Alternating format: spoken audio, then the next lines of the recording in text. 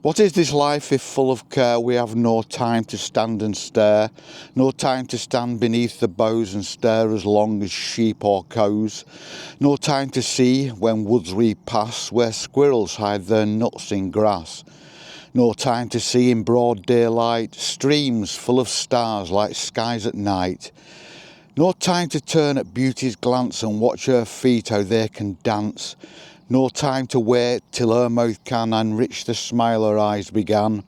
A poor life this, if full of care. We have no time to stand and stare. And that is exactly what we should do. Have you ever stood and stared at nothing in particular? Have you ever just stood and let your eyes rest on the middle distance and then go into like a soft focus where you kind of blur out a little bit, where you just stand and stare? And there's nothing wrong with it. We're kind of programmed, aren't we, to be aware, to listen. Our whole life is being aware and listening and contributing and reacting to every situation. We get up in the morning, we go to work, we come home at night, we spend all day interacting with people, and there's no peace, there's no rest there. We all need time to give our minds a rest. Have you ever done that? You probably have, where you've just been in an environment, and it may not even be a noisy environment, but you can hear your own feet, or I can hear Molly's pram, and I can hear birds, and I can hear things in the distance, and just the noise of me moving through the landscape. And then you stop.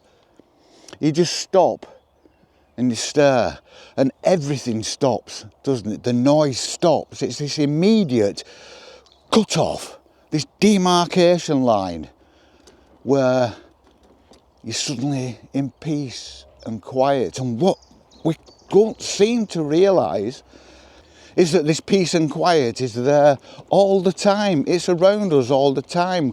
We're actually moving along making a noise, and we're in an environment where other people are making a noise. We're in an environment where machinery is making a noise. We're in an environment where traffic is making a noise, and it's all making a noise. The environment itself isn't making a noise apart from a bit of bird song. That's all. And the rustle of creatures going through the grass. That's all. We are the creators of noise. We are the creators of chaos.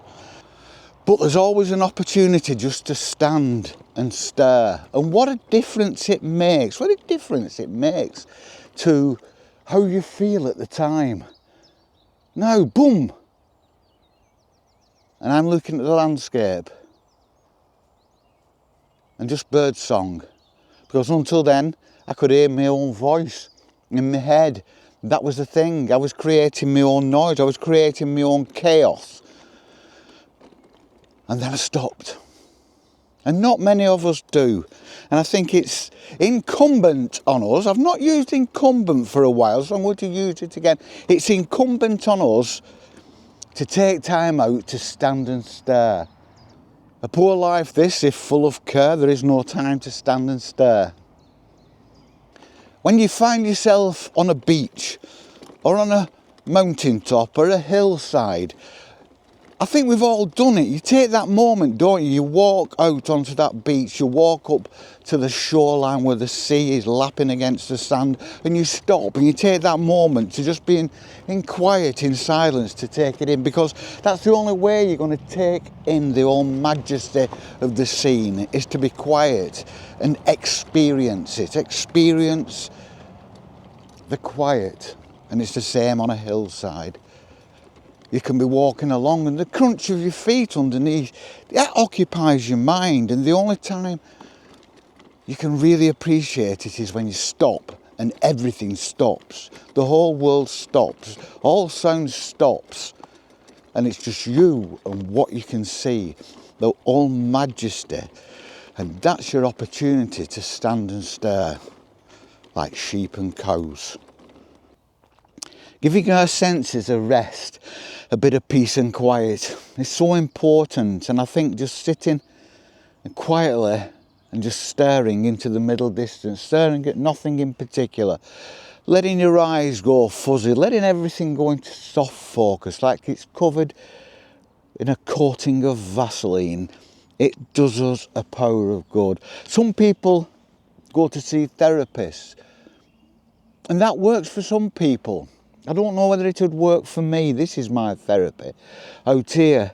I do feel that some people feel that something's only working of value if they've paid money for it. You kind of associate spending money with getting value, but I don't think that's always the case, and I'm very sceptical, because so I would wonder whether the person, the therapist, was actually...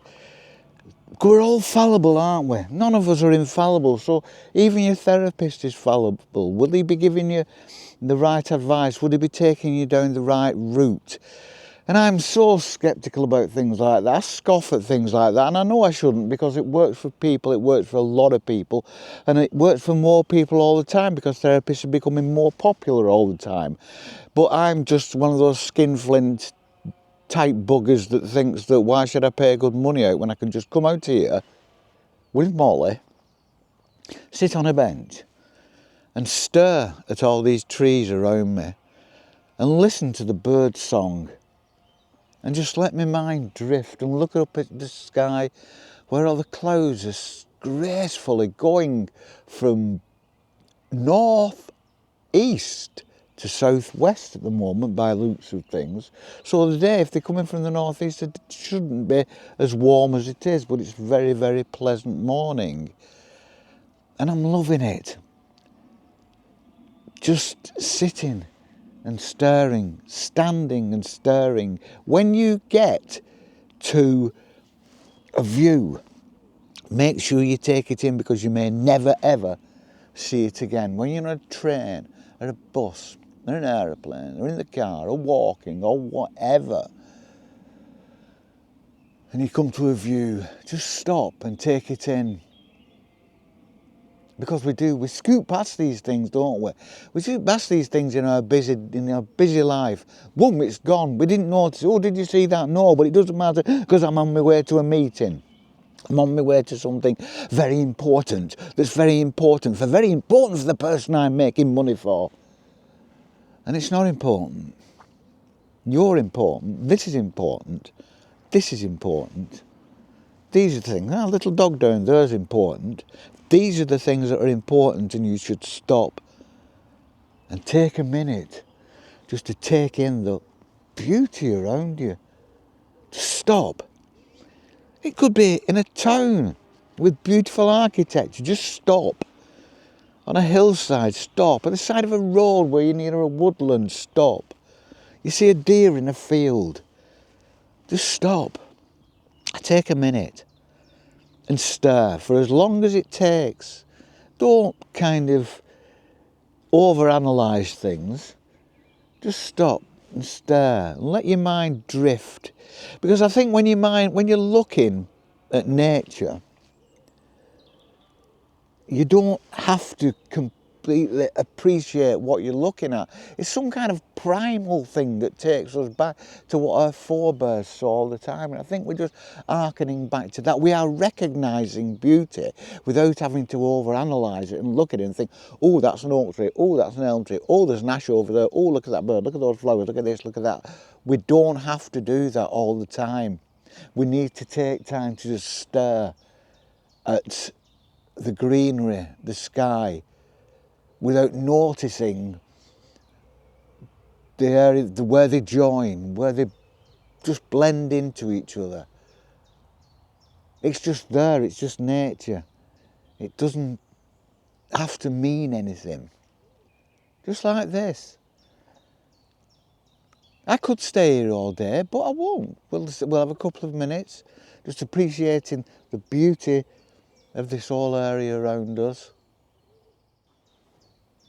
And then we'll get on with our day, walking more in the countryside. This is an arboretum, all sorts of trees.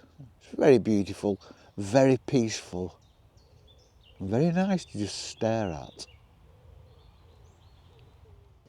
A poor life this, if full of care, we have no time to stand and stare, no time to stand beneath the boughs and stare as long as sheep and cows. We shall see you on the flip. Peace and love.